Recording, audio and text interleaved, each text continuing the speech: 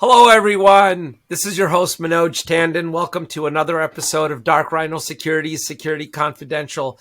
Today, we are honored to have Phillip Wylie join us. Phillip is a great guy, but in addition to being a great guy, he's an ethical hacker. He's on the offensive side of cybersecurity. He is an educator, a mentor, an author, a frequent public speaker. His passions outside of the technical side of cybersecurity are sharing resources, professional networking, and bringing people together. And that's a little bit about what this program's trying to do as well. He's also a fellow podcaster. He is the host of the Hacker Factory Podcast, which is hopefully going to make it easier on my voice because he can do all the talking. And and he's got a new podcast as well, the Phillip Wylie Show. Welcome to the program. Thank you for joining us, Phillip. Thank you. It's an honor to be joining and always great to meet fellow podcasters, because there's not as many of us as there is security folks, at least for in the security arena. But it's kind of interesting. I noticed on my Twitter lately, I'm getting more follows from podcasters, which is kind of exciting, because to be able to expand your network outside of just the security realm, it's always good to connect with different people and different types.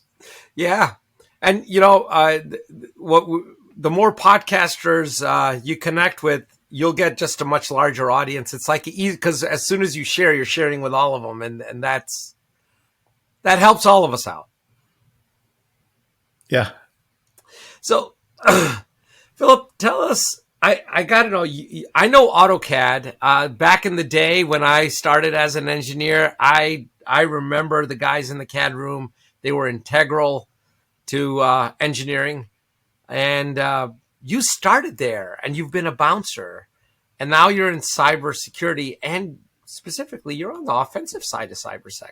So how? Give us a little bit on your dossier here, your background. Yeah. So if you want to hear my origin story, I'll give you the long version because that's where some of the bouncer stuff comes into play.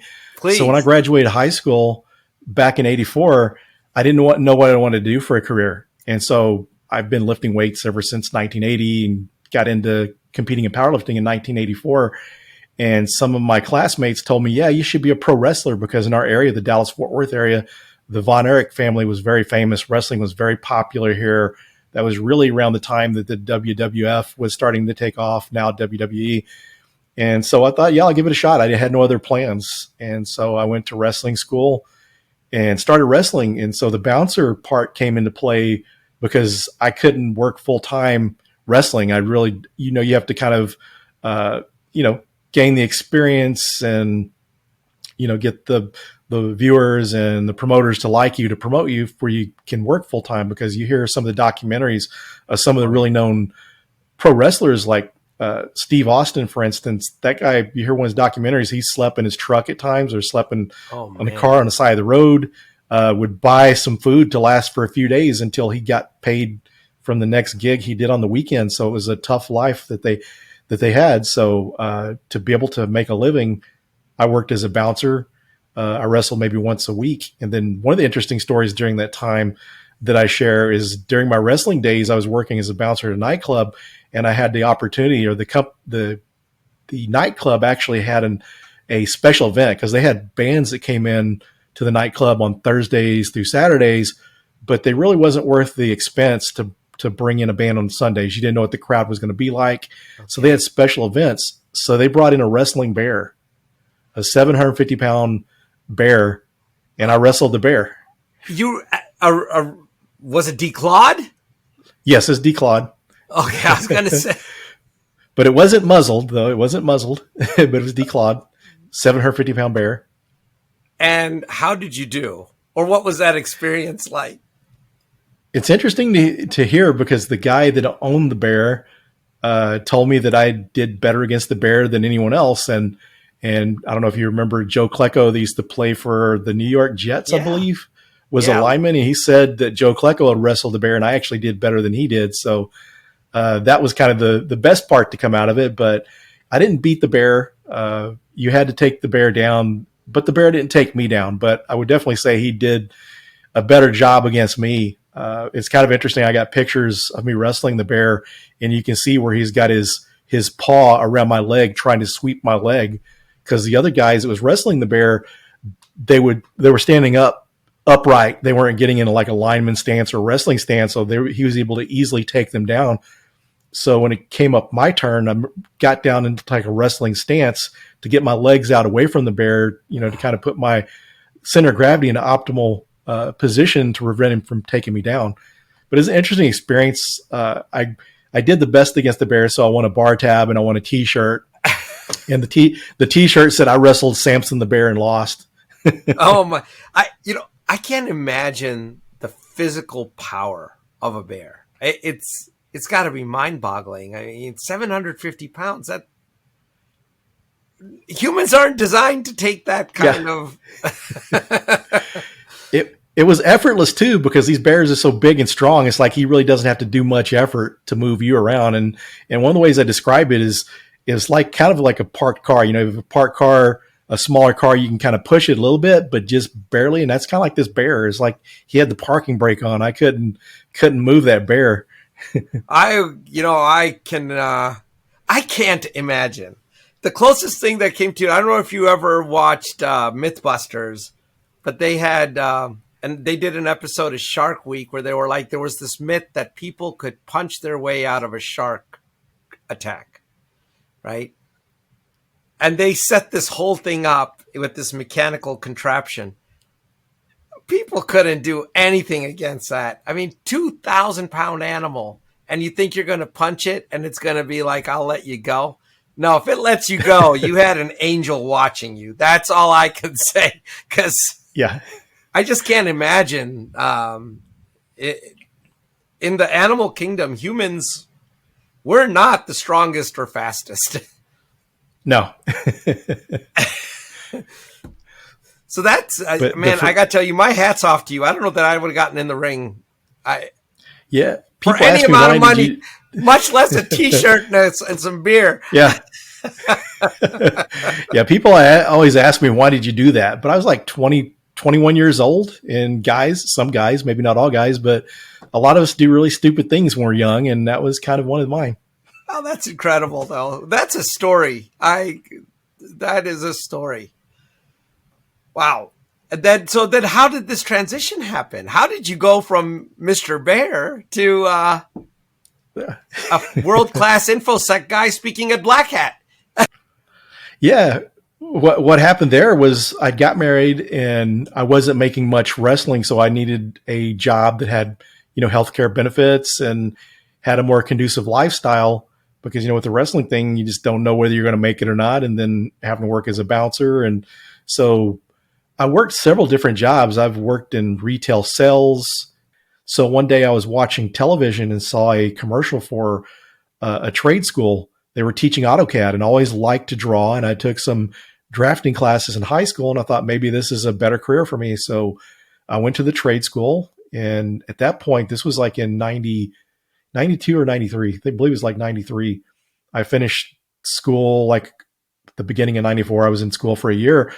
But before that, I had no exposure to computers. I was probably like one of the worst students in my class with computers.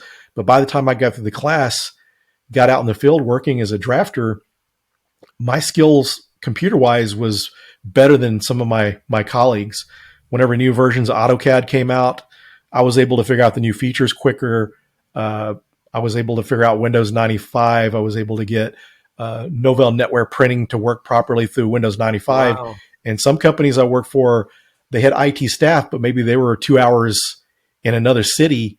And one of the places I worked at, they had one of the accountants, one of the people in accounting would work on the computers if there was any problems. He was kind of the on-site IT guy, and he couldn't figure out how to get Novell NetWare printing to work on Windows 95. And I was able to figure it out. And he was kind of offended that I was able to figure it out. And he referred to me as a hacker. So that was the first documented time someone called me a hacker before I actually got into pen testing.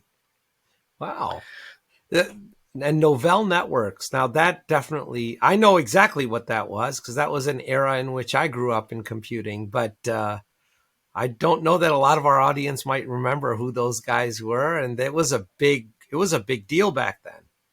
Yes. Yeah. Microsoft was really one that kind of put them out of business, because once they came out with their directory services, make it easier to manage Microsoft environments, that's when it was kind of game over for Novell. Wow.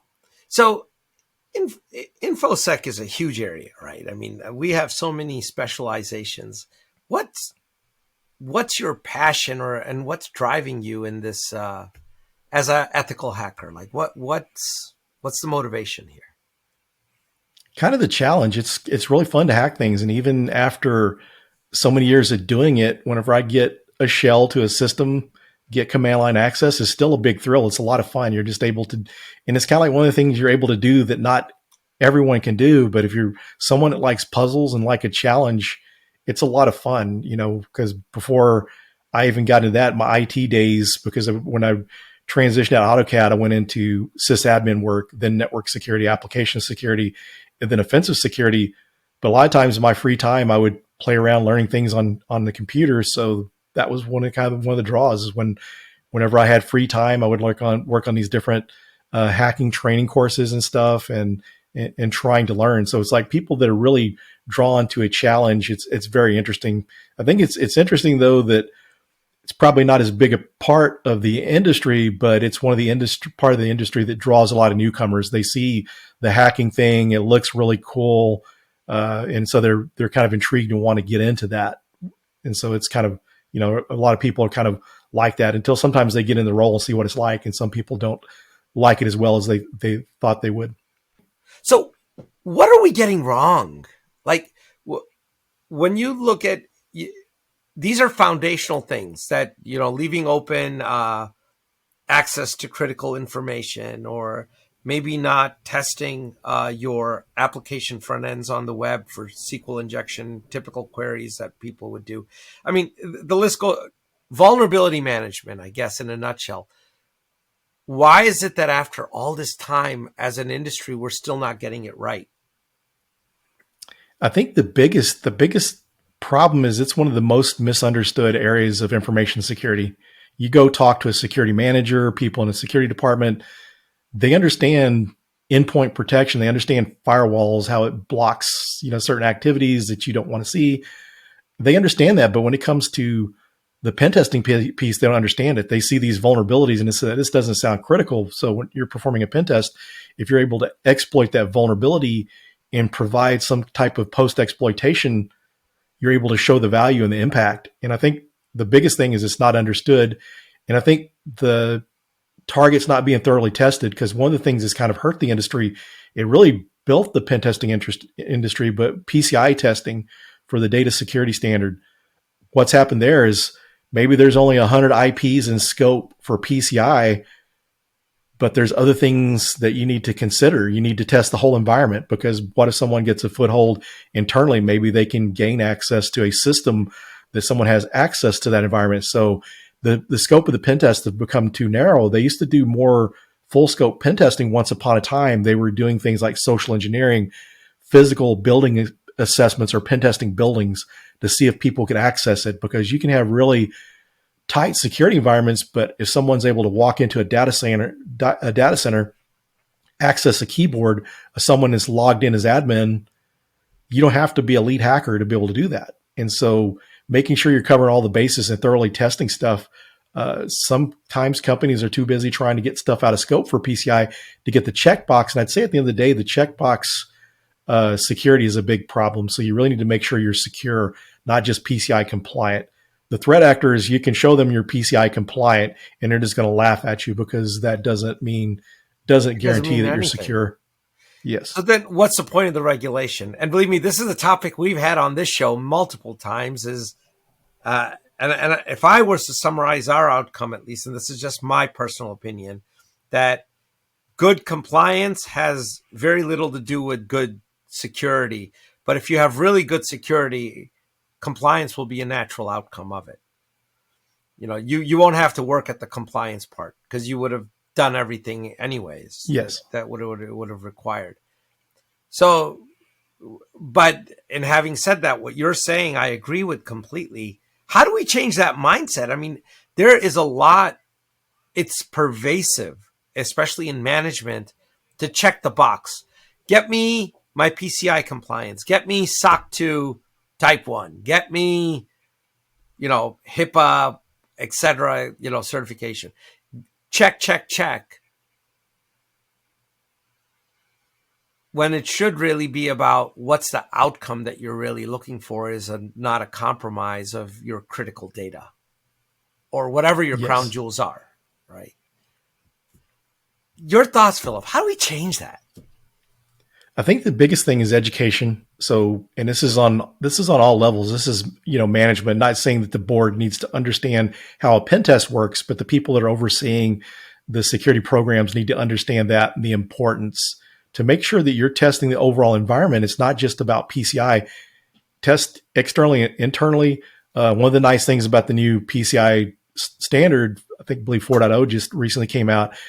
Before they required one pen test per year. Now they're requiring 2. And I don't think 2 is enough. I think we really need to be doing some type of continuous testing internally and externally.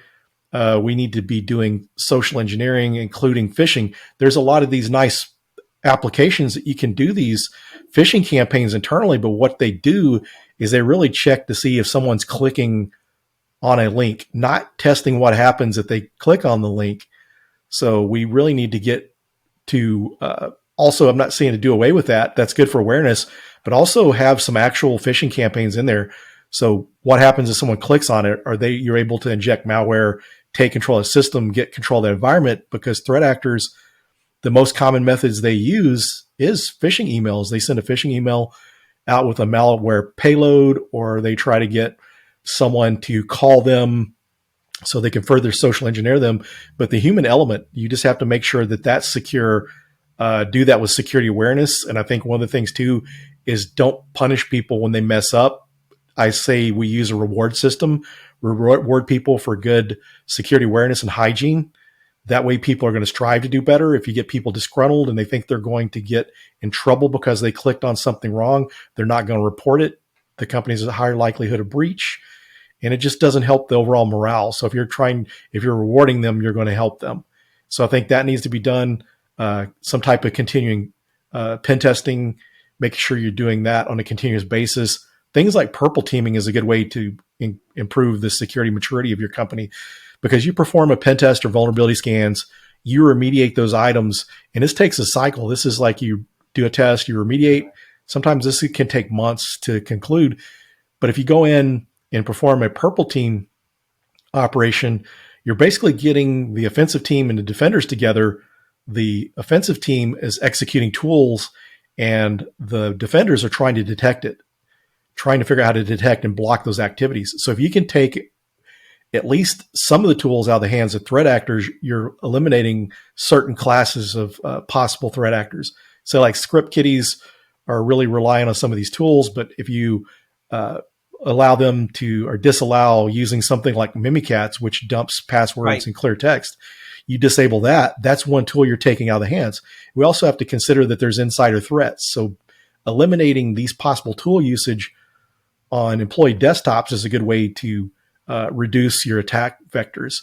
Then also things like make sure you're blocking certain websites on the internet, because a lot of times threat actors will host malware in the cloud. So they send out a link, someone clicks on it, they go to connect to it. So making sure that people in the environment can't download hacking tools. Maybe the pen test team may need to do that, but you need to make it a lot more difficult. So that way, if a threat actor gets a foothold in your environment, they're not easily able to download these different tools. So doing the purple team operations is a good way to speed up the maturity, because it can kind of move a little bit quicker than remediation of the vulnerabilities. Once you take some of those tools out of the hands of the different levels of threat actors, then you're going to improve your environment. And then also add in, like, if you don't have a bug bounty program, have one, some kind of disclosure program, because there's cases that maybe innocently bug bounty hunters could be using your website. Maybe they bank with you or they use your service and they get on there. They may see something that's a red flag that they need to report. And if it's hard to find someone to report that to, sometimes they're not going to put a lot of effort into trying to run down the person that they need to report that to. So make that easy to be disclosed to your organization, and even consider like bug bounty programs, because the continuous pen testing method is something that helps. With a bug bounty, you can have people watching and testing your site, your external websites, 365 days a year, 24 hours a day. And sometimes they refer to it as crowdsourced pen testing. So it's more than one or two. You've got these people that specialize in these different areas, and some of them are trying to make money. But at the same time, too, when you've got all these specialists from around the world examine your website looking for these vulnerabilities, it's going to help your security posture. One thing interesting in this area that we saw from a policy position in the state of Ohio, the Secretary of State's office, I want to say, they actually put it out on their website that you can go ahead and try and hack them. And if you get in, there will be no charges filed against you as long as you share what it was, how you did it. And they encourage people, go ahead. If you think you can get in, try and get in. We're not going to criminally prosecute anyone that does. Just share what it was so that we can patch the vulnerability, right? Mm-hmm. I think they're a little avant-garde in that approach. I've seen a lot of vulnerabilities at the local, state, municipal levels. They don't follow that, and there's a lot of things pending out there. And this concept that you propose, I love the word crowdsourced pen testing. That could be a thing if people would consider doing it that way, opening it up. Yeah, that's where you see some of these or not penalize people for finding. Sure. Yeah, give them credit for it. If they do that, some bug bounty programs have like a Hall of Fame. So they give people credit that found bugs. So it's kind of something for someone to put on a resume.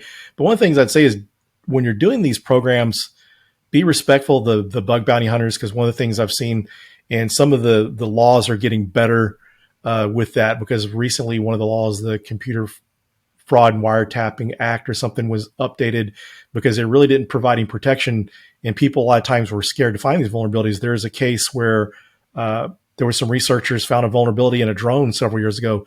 They had a bug bounty program, and they reported the bug to the company, and the company come back and tried to sue them and file charges against them, and they had a bug bounty. So you really can't do that, because once you lose the respect of the hacking community and these bug hunters, they're not going to help you. It's just kind of a bad thing. They're going to find something they're going to keep quiet. So we need to make sure that we offer ways to disclose this. I would say do some type of bug bounty, even just kind of give them credit, because this is something that there's people that will start out doing bug bounty trying to get into a full-time professional pen testing position, and they need things to put on the resume. So if you had like some kind of way to validate for people to confirm they found this bug that they could put on their resume, then it's kind of a win-win, because some people are just needing those type of things in a resume to help further their career. It's an interesting concept you bring up. I think we have deficiencies in the law for sure that are preventing movement in the right direction as you're suggesting. I'll give you a classic example. I know there's several law firms. Most law firms do not want. They do care about cybersecurity, so I don't want this to come across as they don't care. But they're very fearful of someone independently finding vulnerabilities, or just doing like if you just went there and said, "Hey, you know what? I'm Phillip. I'm very well known. I'd like to just check your environment, and I'll do it gratis just to prove how well you guys are." They get all jiggy about it, because if you find something, and it's very likely that you will, then they're under the laws in which they operate, they have to disclose, and that hurts them, right? So yes. They're like, we're better off actually not knowing and take the risk and let the insurance carrier cover the risk if something goes south, and let the PR firm cover the risk if something goes south. That if we get all proactive about this, then we'll have proactive disclosures, and those disclosures will materially hurt us. Yes. And unfortunately, that's too much of what happens. Someone doesn't want it disclosed, and it's not even so much of it's disclosed. People know about it. They don't want to have to fix it. Yeah, that they don't, because that involves money typically in some way, shape, or form, right? And they don't want to fix it. So there is, it's a tough problem. I think certainly from a governmental policy position, our lawmakers could maybe act, maybe not in this environment, they won't, but ideally they would act in the right direction to clear up some of these flaws that are there with our modern technology. And when these laws were written, none of these technologies existed. So it's not having a positive effect. Somebody hacked you, unless you have the human intelligence side of that equation, in which case, as an individual, you won't. That requires a lot of other resources to pull that off, right?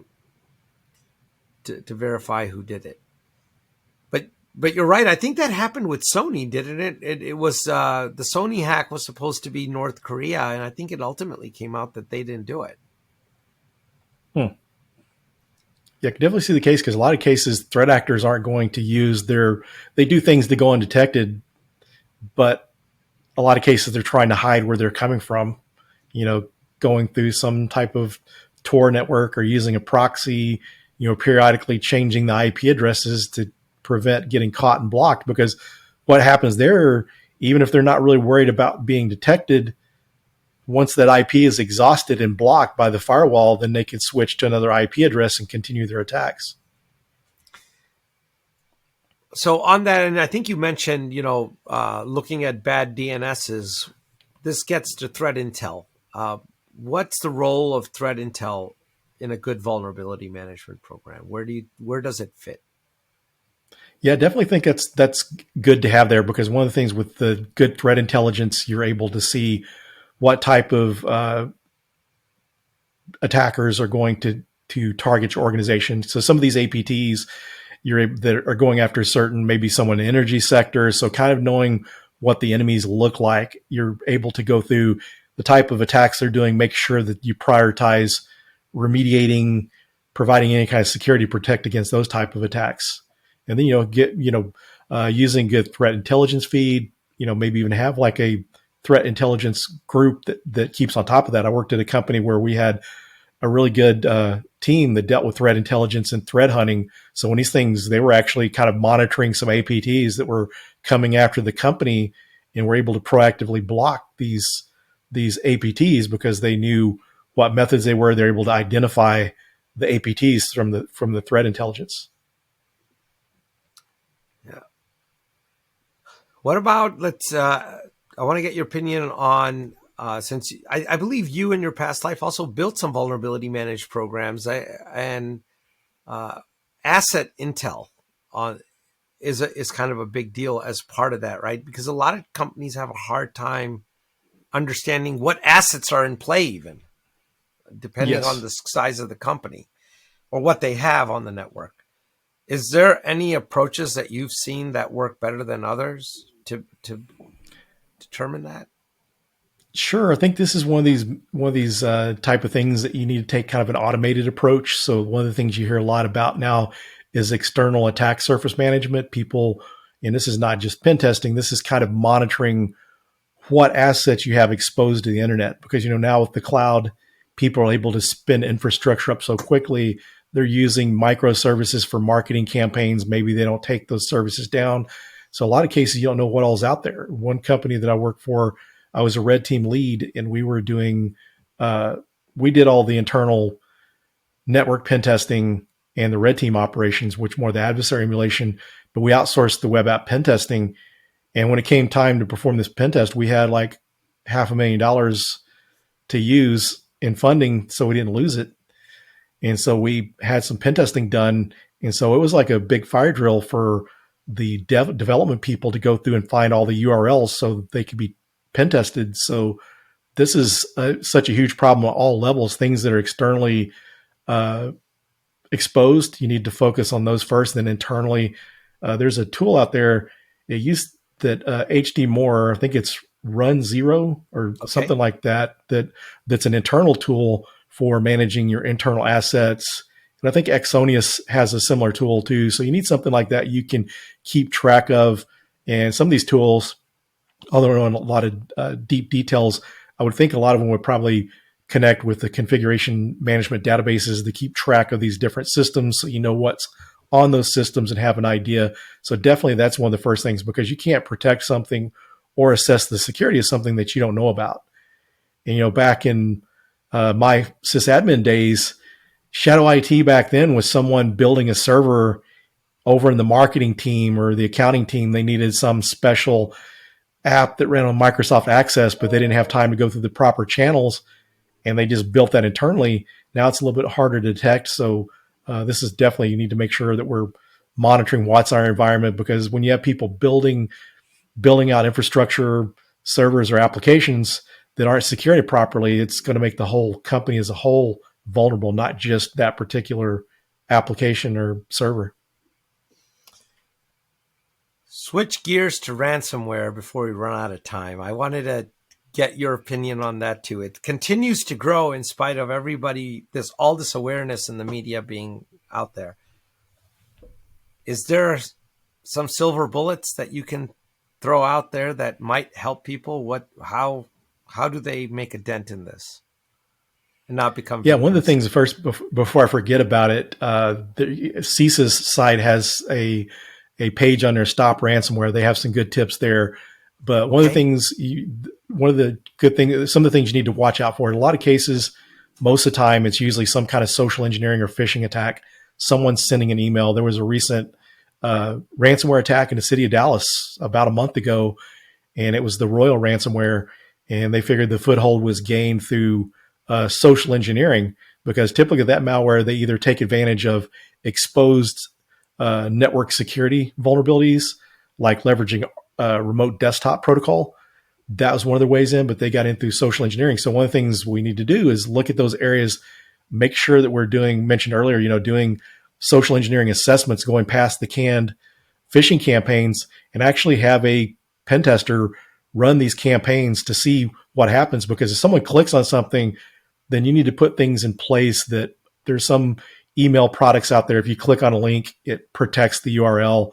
So putting in things like this that stops the attacker. If someone clicks on the wrong link, make sure you're performing, these physical security assessments, social engineering, and then also thoroughly pen testing your environment, because some of these environments are leveraging vulnerabilities that they exploit. They get a foothold in the environment, and they're using some of these vulnerable applications and services to get further footholds in the environment. So this is another thing with your proper internal segmentation and things like zero trust, because then if someone has access to one system, try to prevent them from getting access to multiple systems. Because what's happening too is these threat actors are using what they refer to as lol bins, living off the land binaries, and it's legitimate softwares and administrative tools on these systems. So threat actors are getting access, and they don't necessarily have to have their hacking tools in the environment. They're leveraging stuff that exists in that environment. So some of the things, like I was mentioning, like the purple teaming, going through, making sure people can't execute certain type of tools. Make sure that your PowerShell version you're using is the latest version, and disallow downgrading, because sometimes attackers will perform downgrade attacks, which allows them to use some of these tools. If you're not able to downgrade, sometimes it eliminates some of those tools. So just make sure you're thoroughly testing your environments, because like I said, these threat actors, ransomware gangs, they're going to use these different tools and stuff to exploit these vulnerabilities in your environment. So make sure that you're staying up to date on your patches, you're staying patched, and we take care of that. And I think you're going to reduce your risk. You may not totally eliminate it, but you're going to reduce your risk. Fantastic advice, Phillip. Switching gears here a little bit, I want to make sure we get in a little bit of time for all the wonderful things you're doing out there. What's the future of the podcasts that you're working on? Which direction are you going here? So the Hacker Factory podcast is through ITSP Magazine, and it's mainly focused on helping people get started in cybersecurity. So I have people coming on, sharing their stories of how they got started and their advice. And with the new podcast, the Phillip Wylie Show, I'll still have some of those same formats, but one of the things I'm also doing is sprinkling in some more technical information. So on a past podcast for ITSP Magazine, I had someone from SpectreOps do a presentation or present their research on some Active Directory certificate service vulnerability that came out. So having more people share some of their research, have some technical stuff on there too. So there's something there for all the listeners.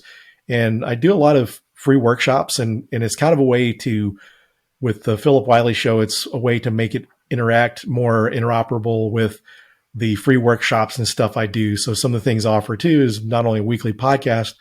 Recently, I did a webinar on starting a career as a penetration tester. Some of these conferences I teach workshops at, it's not always recorded or streamed. So part of my goal is to do these streams so anyone can access it and record it so they can get access to that later on. So really the Phillip Wylie Show is kind of bringing all these things together under one brand.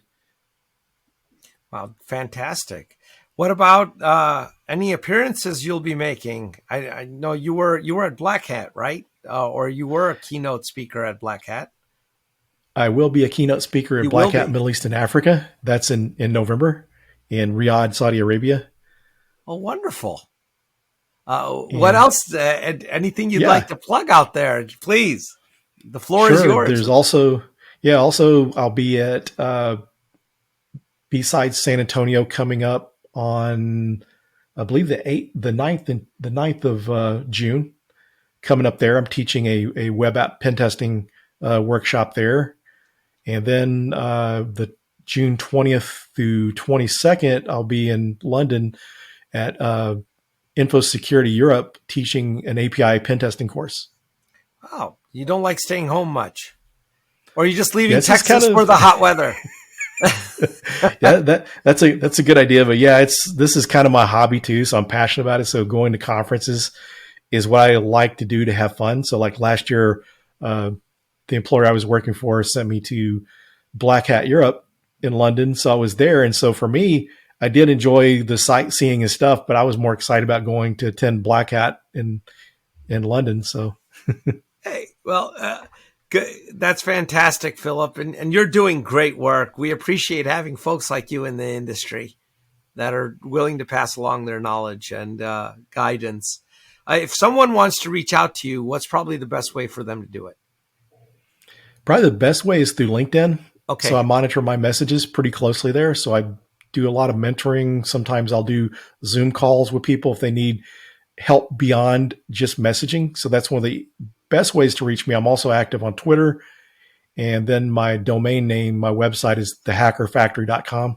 I mean, actually thehackermaker.com. So if you go to hackermaker.com, you can find links to my YouTube channel, previous conference talks, recordings to that, and guest appearances on different podcasts. Fantastic. Well, it's been a pleasure having you here, Phillip. Thank you for taking the time with us, and I hope to have you back sometime.